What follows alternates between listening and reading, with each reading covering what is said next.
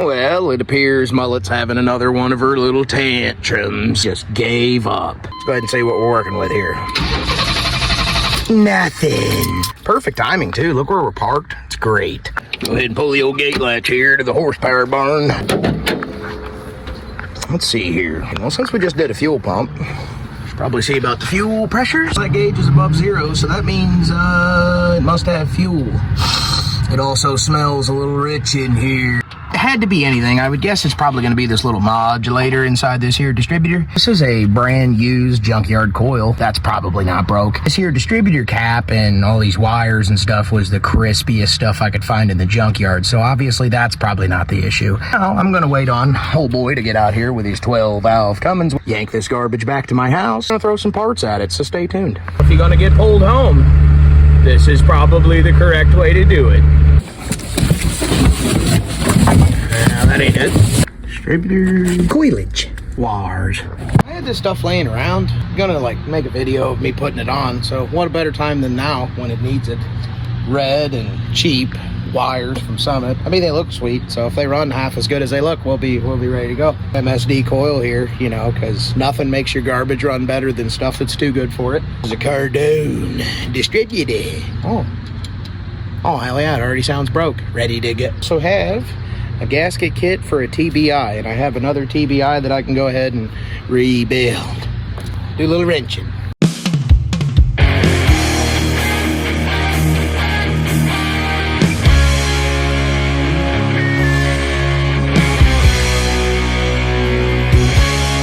So I want to make sure this thing's got fuel, so you keep an eye on that real quick. I'm gonna hit the key and give her a crank. Did it spray any fuel? Distributor wrench. Oh yeah, that's me.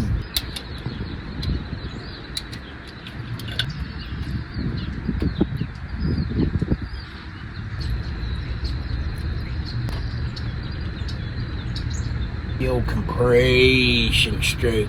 Top Dade Saner.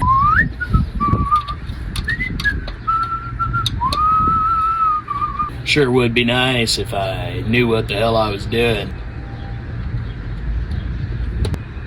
It looks fine, so that's not good.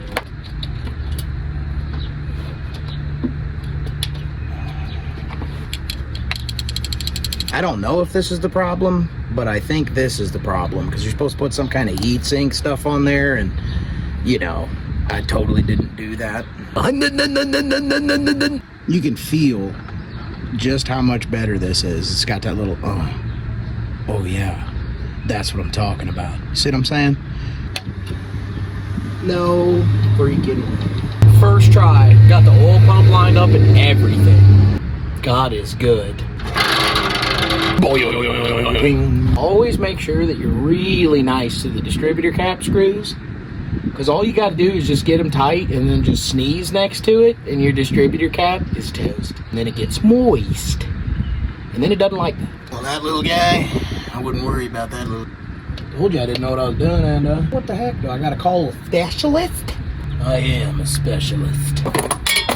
You don't need to worry about the radiator fins. Coilage. I'll take this little bracket off here, install it on here, bust out the adjustable meeps here. They're like a crescent wrench, but even more people get mad when you use them. That probably ought to do it.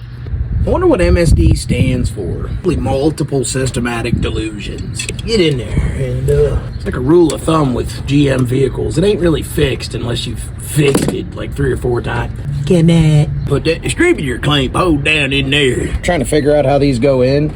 Just look where the bolt has wore on there. So, you know, I'm sure the last guy probably knew what he was doing. So just go ahead and go with that.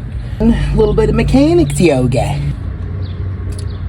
So I got a little tuning tip for anybody trying to put a Kung Fu turbo on your TBI, whether it's a tree 50 or a 4-point tree.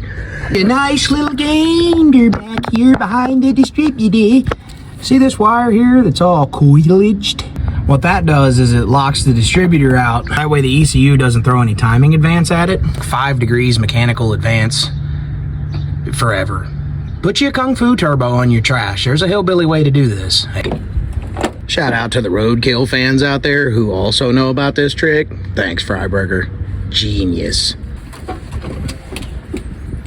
Check that out. Other than it's probably 20 years old, that's pretty mint. To bust out my good snacking crayons to go ahead and make this. So if you're doing a 4-3 and a distributor, this is the firing order. Sort of. Hit the key, do a little twisting, you know, till it runs. A little bit more advanced, maybe? I hate to say it, but it's looking like I might have did the old 188. Let's just try all the advanced.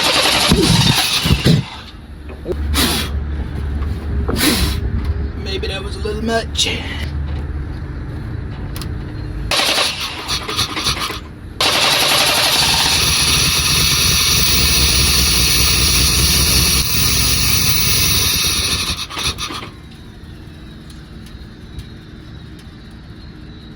Huh.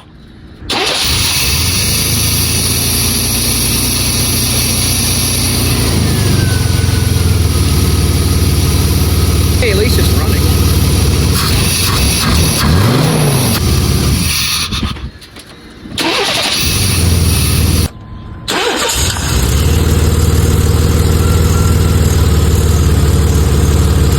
Well, my timing light's toast. So if you see that on Amazon, I know it's tempting for 20 bucks, but it only worked twice.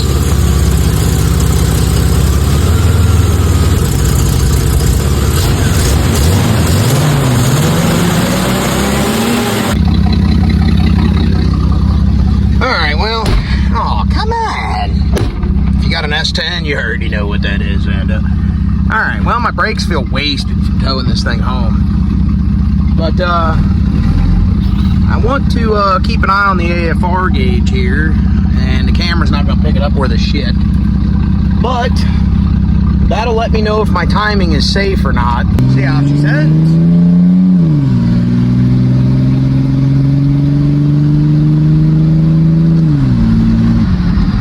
I'll take that. You should get out there and wrench. Because, like, if I can pull this off, you definitely pull this off. This truck has no tune. I don't have a laptop. I don't know how to burn chips. None of that. I cut the, I believe it's called the EST wire. Put a big fuel pump on it with a boost reference fuel pressure regulator. I'll see you next time, fellas. Make sure you keep a wrench in your hand.